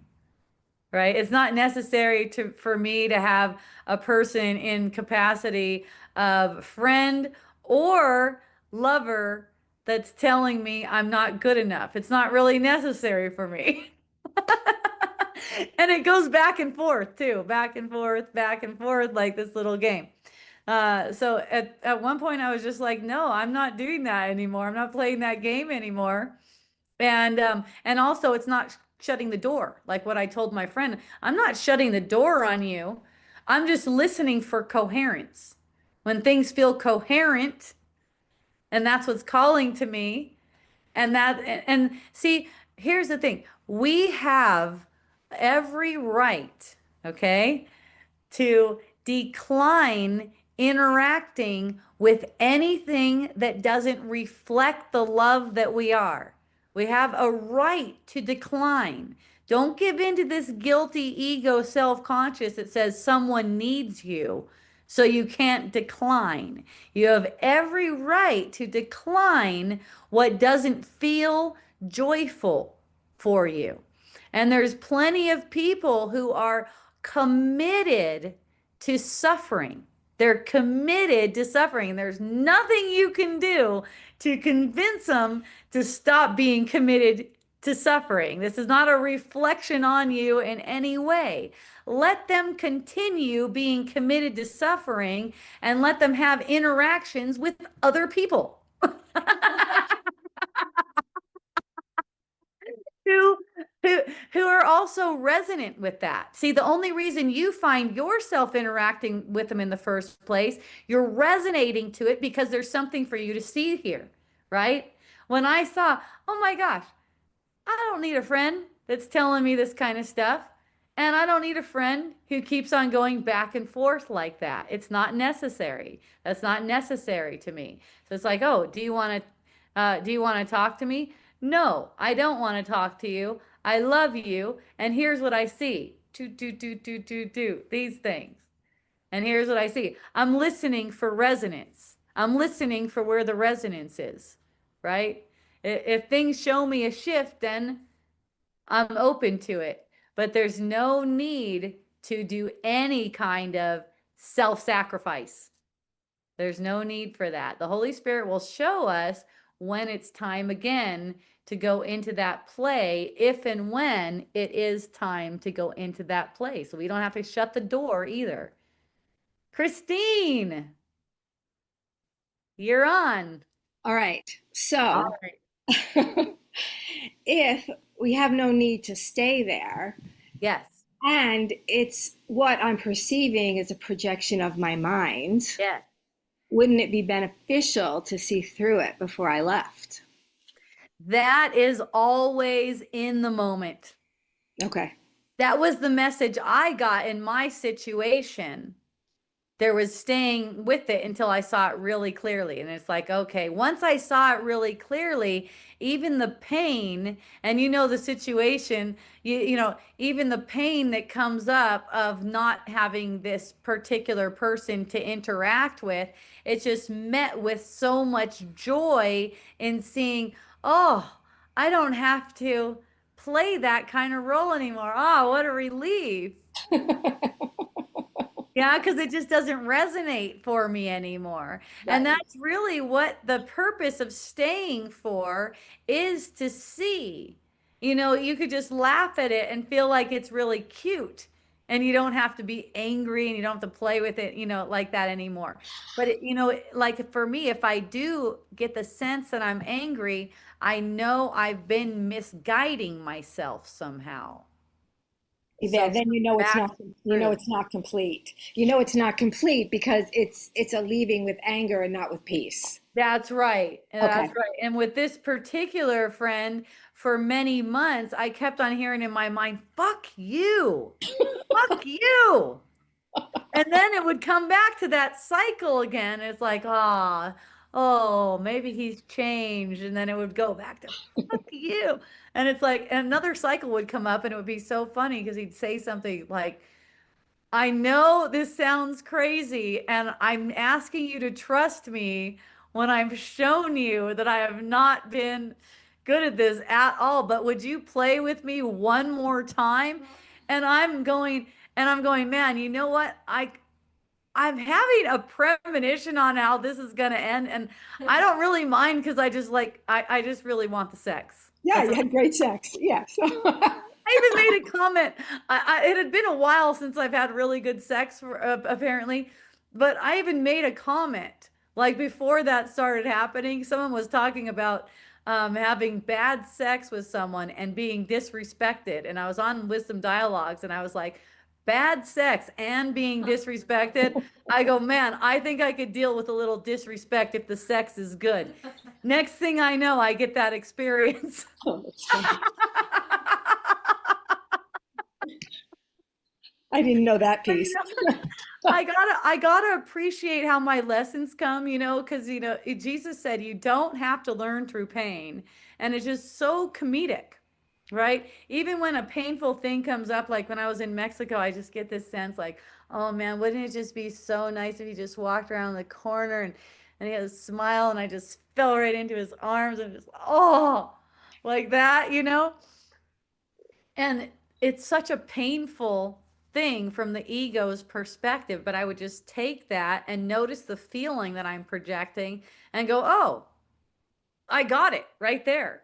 That's it because the thing is when his body comes around anyways, when his body comes around and then he gets all scared and in like 8 hours changes his fucking mind, man, that's a pain in the ass compared to, oh, I can just get the sense right now that he did just walk around the corner, smile, and I can fall into his arms and really, it's the idea of it that's everything. It's just the idea of it. It shows you, it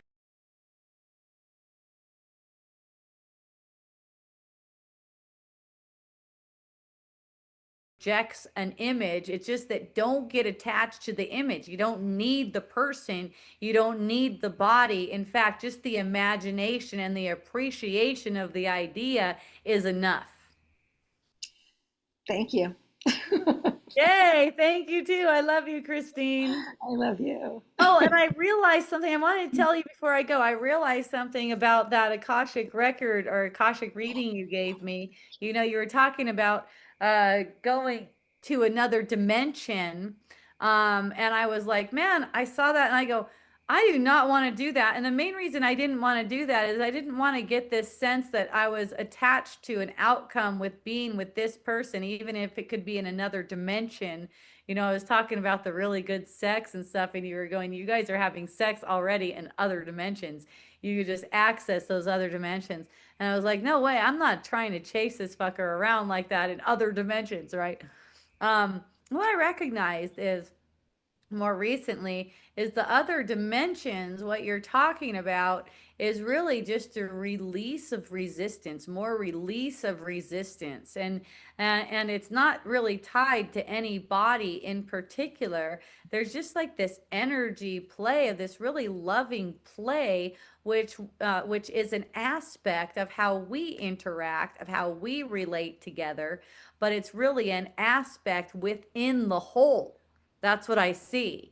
And so allowing myself to be in that more and more, my name has changed, or my website name has changed from hopejohnson.org to hopejohnson.orgasm. Of course, if you go to Hope Johnson, you got to type in .org, not .orgasm. That won't work, but it's short for orgasm because what I see is the more I'm releasing, being released from resistance to what seems to be occurring, I'm more in that kind of like energetic space where everything is love making. There doesn't need to be even genitals involved. Absolutely. That's why in way while a while ago I said the truth is erotic. Truth is love. And that is the Yeah. and it's in everything. And if we're not living in that space, then the mind is, is the leader. Yeah, Um, even if we feel obligated, we could be enjoying that thing that we seem to be obligated to do in a very sexual way, you can say. You're just being sensual with yes. it. You're enjoying the sensations. Because we're a sensing being. That's what we've been Hmm. given the senses for, is to Right. experience life fully. The other Yeah. thing I wanted to say about the reading is when a reading is happening, it's very archetypal. Like, Hmm. so even though I'm talking about something that may or may not have occurred, Hmm. at another time or dimension, it's the Hmm. archetype that we're playing with and dancing with to see through. Yeah, I Yeah. see that. Yeah, Yeah. I see that a lot now. Uh-huh. And Absolutely. there's not a sense of anymore like why did that thing, like why does it have to be like this? When I was talking to you, why does it have to be that I'm in love with this fucking thing, you know what I mean? But at the same time, it's like I wasn't even holding anything against him. I'm just like, man, why do I keep on running with these thoughts again and again and again? And it's just like you need to see because you really do want to access these deeper dimensions Mhm. that are not, attached to any kind of form, anything like that. And Yes. and recognizing, okay, I'm not going to try to chase him to another dimension. I don't want to hang out with him if he doesn't want to hang out with me, of course, I'm sure. Uh, but seeing that these dimensions are being revealed through noticing what all of these relatings are for again and again, and letting all of our brothers just be true, in the truth, see them in the truth, see them as being perfectly guided by the Holy Spirit, and honoring their path. It's like some of them don't want to relate in harmony. They only want to relate through harm. They want to relate through harming. It's actually self-harm. It's Mhm. okay. And, in my case, it felt like it was difficult because I got the sense I was in love with this person. So I took that guilt, that difficulty, and all of the guilt that was associated with that, and kept on bringing it to the truth until the sense of what I'm losing, what I'm missing by not being able to interact with him just shows up in mass abundance right here. Until the sense of him is more like a sense of, oh, thank you. Just gratitude. Thank you. What a good brother. Yeah. And it also brought you to Yoga Nidra. So that Oh was, my gosh, I love yeah. yoga nidra. Ah, I do so much yoga nidra. I think I do at least an hour. You Yeah. what? Like twice. You do it twice a day? Yeah. Yeah. Liz does Yeah. it twice a day too. It's Yeah, amazing. she's Yeah. really tuned in too. It's like, if you're gonna be perceiving a world, why not do such relaxing things like yoga nidra? You know? Through the physical body, right? Because that's what we're experiencing through the body. So why not bring in more relaxation? Yeah. And Yeah. we're bringing it in through awareness too. Yeah. And there's a real depth to it that I just love. It's really great. Thank you for that. You're welcome. I Yeah. love you. Yeah. All Thank right. I you. love you. Yay, everyone. Thank you for joining me today for Wisdom Dialogues. I love you so much. I will be back Wednesday. That's in 2 days from now for ACIM Deep Dive. We're still on chapter 2. We're going to be starting with paragraph 22. I think it might be the last paragraph of that particular section. We'll actually be on to another section still in chapter 2, but on to another section. You can find everything you need about Hope Johnson, I think, at hopejohnson.org. Okay, it's short for orgasm, but don't type that all the way in. hopejohnson.org. And I have lots of stuff on there. You can get to my Zoom from there. You can get to Substack. You can get recordings. All of these are recorded. They've been recorded for years. I have thousands of hours of recordings. You can get to podcast stations from there. You can donate to me from there. This is totally funded by your donations. Thank you. And you can book one-on-one with me on there. You can also get my book called Unschooling for Parents, subtitle A Mystic's Guide to Awakening with Children. I did a lot of that with children. There was a lot of obligation apparently going on there. You're supposed to get them to school and shit like that, apparently. so so you can check that out. Even if you're not a parent, it's a really fun book to read, and it's like an oracle. You can get it on there. You could also get it on Amazon. You could probably qualify for it for free if you have Amazon Prime. So, yay! Until next time, I love you. Thank you, Caitlin. Thank you, Glenn. Thank you, everyone. You're all so sweet. Thank you for joining. Aloha, mahalo, and a hui ho.